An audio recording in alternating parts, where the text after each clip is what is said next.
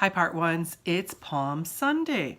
And so I thought I'd just take a moment now and do a little video about what's about to unfold in this upcoming week, which is Holy Week. And this is the time of year that defines us as Catholic Christians. And what I find is a lot of us don't understand the importance of this week. I've just been teaching this course face-to-face, and I went through this with my students on Wednesday. My teachers, and a lot of them didn't know how important this week is. So I thought instead of sending you some handouts, I would just do hopefully a quick video and explain this to you so you can journey with your students. Because I just finished reading all the posts about the enduring gift, and what a lot of you are recognizing is that you have become the church for your students.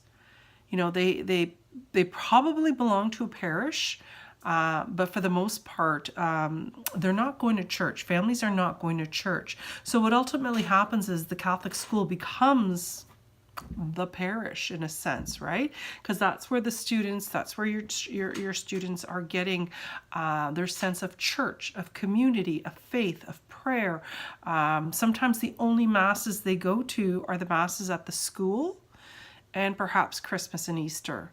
So there's an added responsibility for us, you know, on top of everything else we're asked to do, is to really to become that part of the church that they're not getting.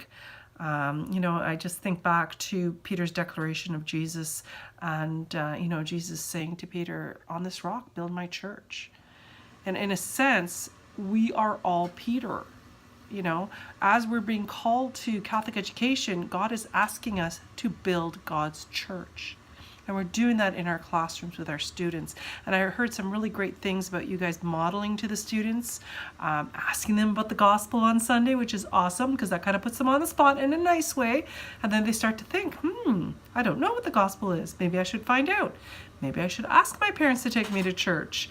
Because kids ultimately want to be involved in the conversation in the community, and that's kind of a nice backdoor way in to getting your students to think about, maybe I need to find out what this gospel's about firsthand. So we're getting creative to link the church, parish, and home. And this week is an incredible opportunity to try to make those connections. So let's begin with Palm Sunday. We end the Lenten season, right? So we have 2 seasons of preparation, Advent and Lent. And they're both in purple. So liturgically we have colors, and that's another thing my teachers were a little confused about in my last class that I did face-to-face. Okay, this is also a more important time than Christmas. Like, we put a lot of stock into Christmas, right? It's our warm fuzzy season. We love it. We've turned it into this amazing experience.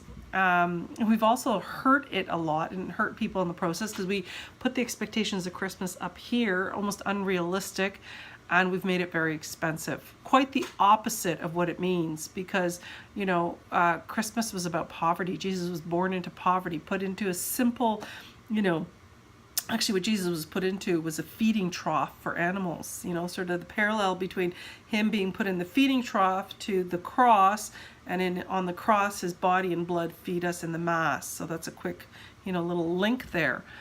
But we've kind of done a disservice to Christmas by making it very commercial. And so, you know, we need to and a lot of that came up in your responses too in this enduring gift about the commercialism and how that hurts our kids. Okay, so we need to bring a grounded faith to our students. And so we are an Easter people. The Christmas story is important. Jesus had to be born. But the story that defines us, I'm going to say it again, is Easter. This is where everything takes place. This is where Jesus takes that step and fulfills his mission on earth to be to die on the cross and to create our theology around that. And not to stay on the cross, but the theology continues beyond the cross. You know, we're very good at landing on the cross, you know, but we need to get off the cross and into the resurrection, and that's what our faith is all about.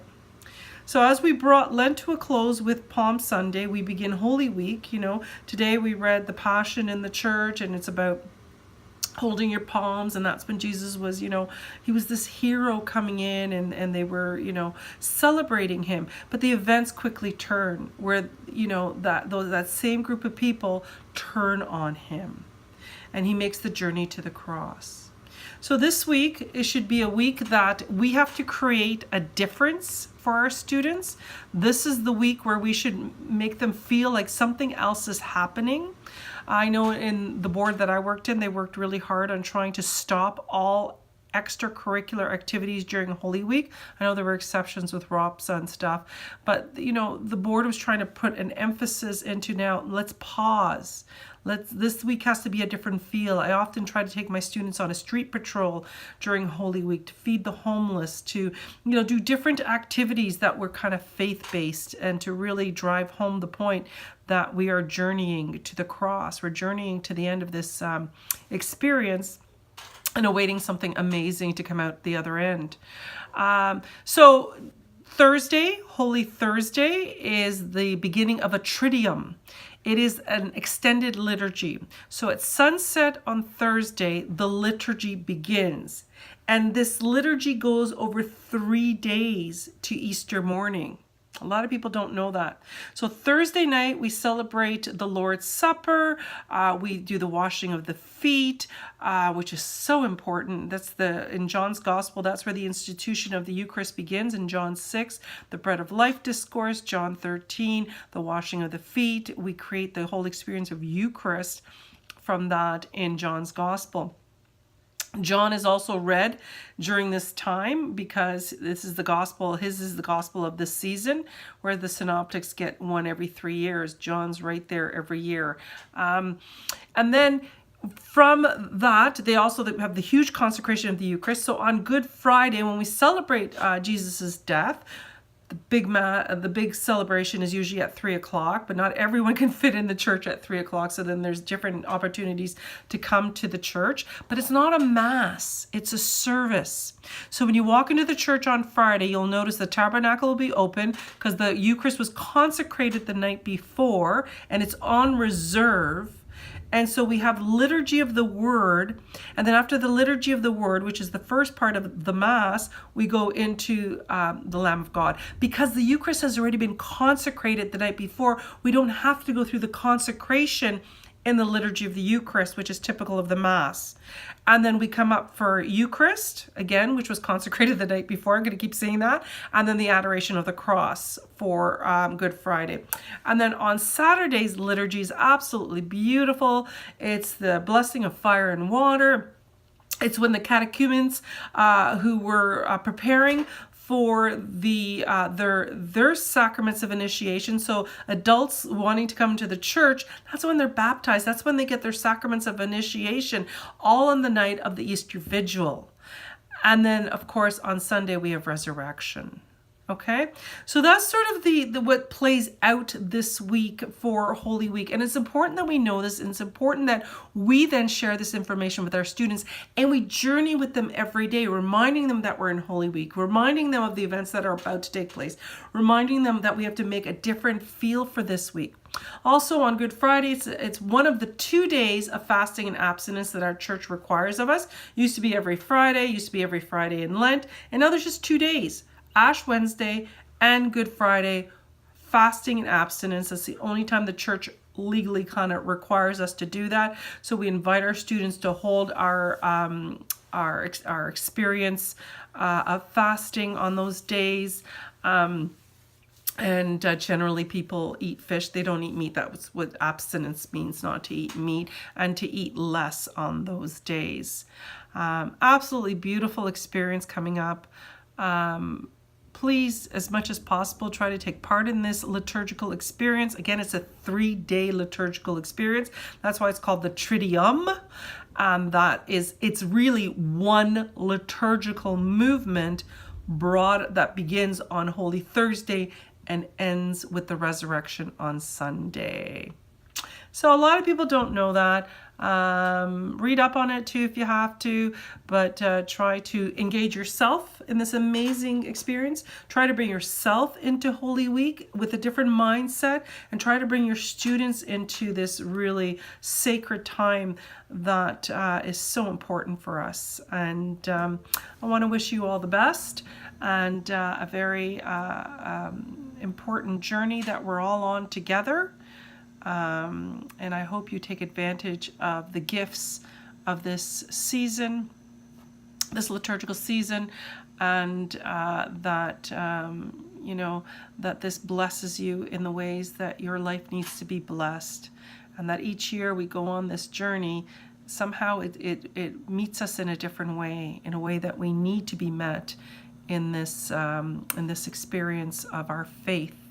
That we continue to grow in faith, grow in understanding, grow in the strength of our faith, and grow into the story that we have, the story that Jesus gave us that is just so incredibly powerful, and the sacrifice of which he gave us.